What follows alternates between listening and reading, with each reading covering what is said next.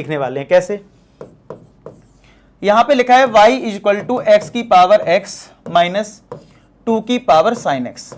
ठीक है, तो क्या होता है, हमें लगता है अच्छा ये सर ने अभी बताया वेरिएबल की पावर वेरिएबल है, लॉग लेना है। ठीक है, आशीष सर ने बोला था कि भाई अगर वेरिएबल की पावर वेरिएबल है लॉग ले लो। ठीक है, लॉग लिया x की पावर x माइनस 2 की पावर साइन x, फिर क्या करेंगे, लॉग ब्रेक कर देंगे, महान बनेंगे। ठीक है, दोनों में लॉग ब्रेक कर देंगे, बस यही खेल खत्म इनका, और नंबर मिलेंगे 0।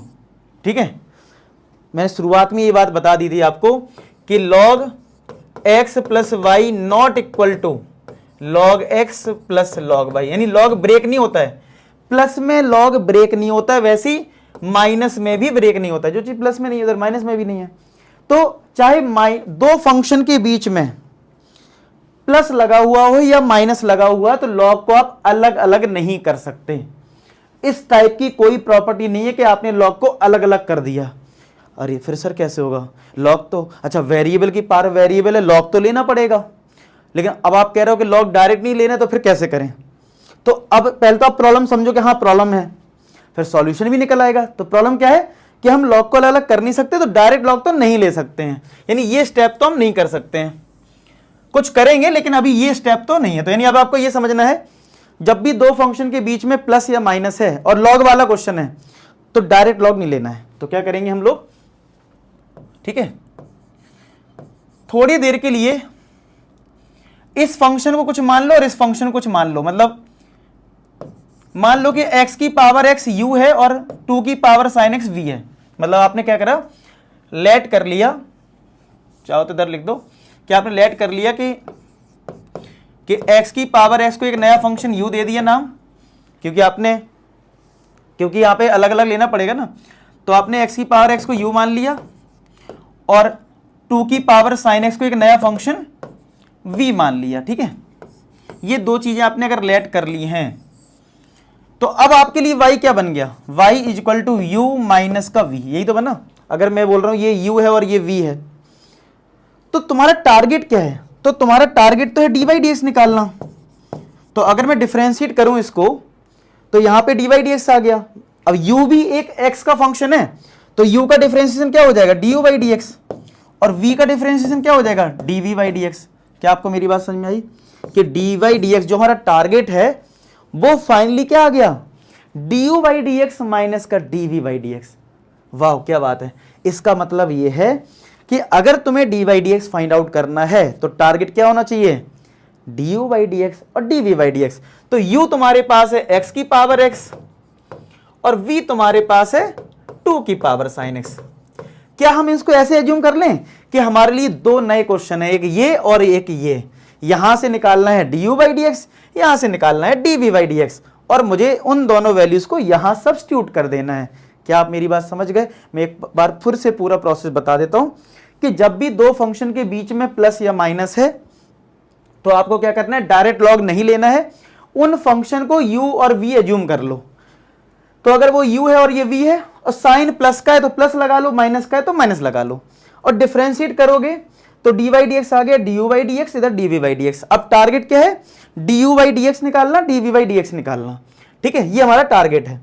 तो u हमने ये है और v ये है, यहां से हम लॉग लेके इसको सॉल्व कर लेंगे। तो चलो इसमें लॉग ले लो बोथ साइड, तो log u equal to log x की पावर x, पहले इसको सॉल्व कर ले रहे हैं। ठीक है, अब हमें पता है पावर जो है वो पहले आ जाएगा, तो x log x हो गया, log u सिंप्लीफाई हो गया। अब डिफरेंशिएट कर दो, यानी डिफरेंशिएट कर दो log u को और डिफरेंशिएट कर दो x log x को।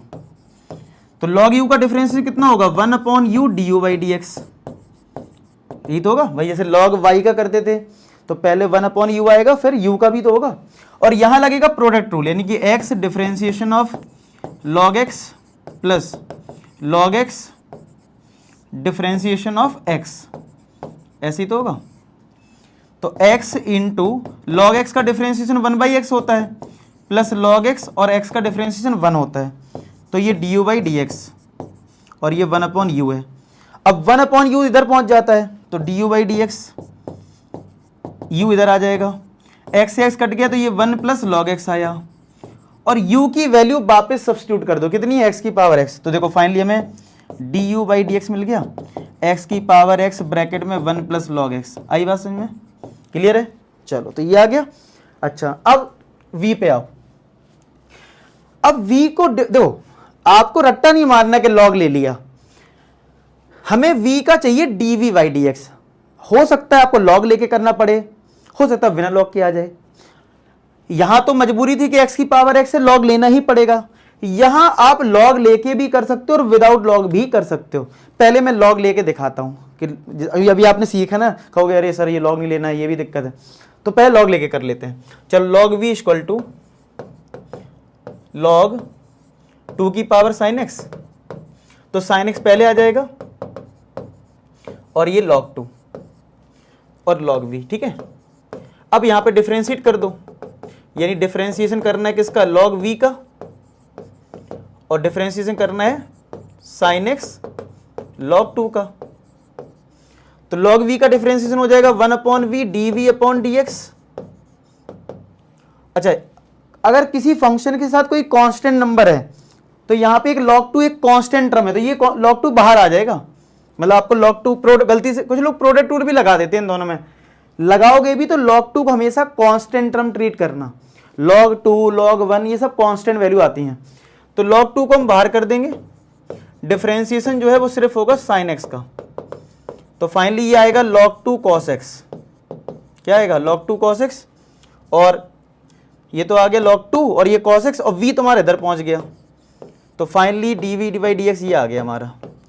तो dv बाई डी एक्स आ गया, v के लिए क्या है, ये 2 की पावर sin x और ये है log 2 cos x, ठीक है। अब बस इनको यहां सब्स्टिट्यूट कर दो और आंसर चेक कर लेते। तो dy dx क्या हो जाएगा, dy dx is equal to du by d x के लिए ये है हमारी x की पावर x ब्रैकेट में 1 प्लस लॉग x, बीच में है minus, dv by d x है 2 की पावर sin x log 2 और ये cos x, ठीक है। तो ये आंसर है हमारा, चेक भी कर लेते हैं एनसीईआरटी से अपने। तो x की, और ऐसे लिखना होता है, ज्यादा सिंप्लीफाई नहीं करना होता, प्लस है तो प्लस, बीच में माइनस, वैसे लिख दो। तो x की power x 1 plus log x, 2 की power sin x cos x log 2 लिखा है नहीं, ये दोनों इंटरचेंज करके लिखे, वो दोनों एक ही बात होती है, 3 इंटू 4 और 4 इंटू 3। अब सही है, हमारा आंसर आ चुका है। आप नोट कर लो, मैं साइड हो जा रहा हूं बढ़िया से, वीडियो पॉज कर दो, समझ लो। लेकिन मैं चाहूंगा कि इस वाले पार्ट का आंसर हम किसी और मेथड से भी निकाल लें, ठीक है, समझो। मतलब हमारा आंसर तो आ चुका है। अब मैं आपको dv बाई डी एक्स वाला चीज जो है वो दूसरे मेथड से भी सिखा देता हूं। देखो जिससे आपको ना थोड़ा मतलब आपका माइंड जो है ना ब्रॉड हो जाएगा सोचने के लिए। देखो हमें क्या चाहिए था, dv बाई डी एक्स चाहिए था ना। dv बाई डी एक्स का मतलब है v को डिफरेंशिएट करना। अब यार अगर वेरिएबल की पावर वेरिएबल है तब तो लॉग लेना जरूरी है, कंपलसरी है, तभी डिफरेंशिएट होगा। लेकिन 2 थोड़ी ना वेरिएबल है, यहाँ पे कांस्टेंट टर्म है ना, तो हमें एक फॉर्मूला नहीं पता है कांस्टेंट टर्म के लिए, a की पावर x, याद है कुछ? अगर नहीं याद है तो नोट कर लो, एक फॉर्मूला होता है a की पावर x। अगर a कांस्टेंट और वेरिएबल x है तो इस फॉर्मूले के अकॉर्डिंग होता है a की पावर x log a। ये एक फॉर्मूला है a की पावर x का, नोट कर लें। अभी तक अगर यूज नहीं करा तो नोट कर लीजिएगा। जैसे e की पावर x का, जैसे e की पावर x का डिफरेंशिएशन कितना होता है, e की पावर x होता है कि नहीं होता है। लेकिन अगर a की पावर x आ जाए तो इसका डिफरेंशिएशन होता है a की पावर x log a। इस फॉर्मूले से इसको किया जा सकता था डायरेक्ट। कैसे?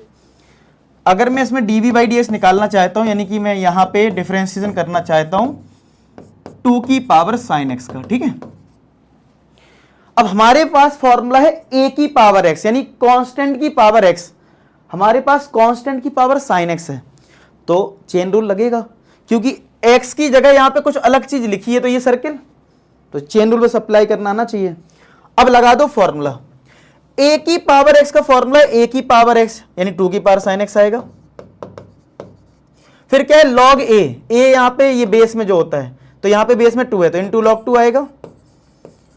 अब यहां पे x था तो ये फॉर्मूला था, लेकिन हमने सर्कल बना रखा है, यानी चेन रूल, यानी फॉर्मूला तो लग गया a की पावर x log a, लेकिन हमें मल्टीप्लाई में डिफरेंशिएशन किसका करना पड़ेगा, इस सर्किल वाले पार्ट का। तो 2 की पावर sin x log 2, और sin x का डेरिवेटिव क्या होता है, cos x। तो देखो ये वाली चीज और ये पहले आई है वो क्या सेम है। तो अब आपके ऊपर है कि आपको किस मेथड से इजी लग रहा है, समझ दोनों ही लो, क्योंकि चाहे टफ हो या इजी सीखना तो है ही। ठीक है, आई होप आपको ये चीज़ समझ में आ रही होगी। कैसे मैंने किया देख लो इस चीज़ को, dy/dx हमारा इस तरीके से आ गया। समझ में आ रहा है सबको बढ़िया से?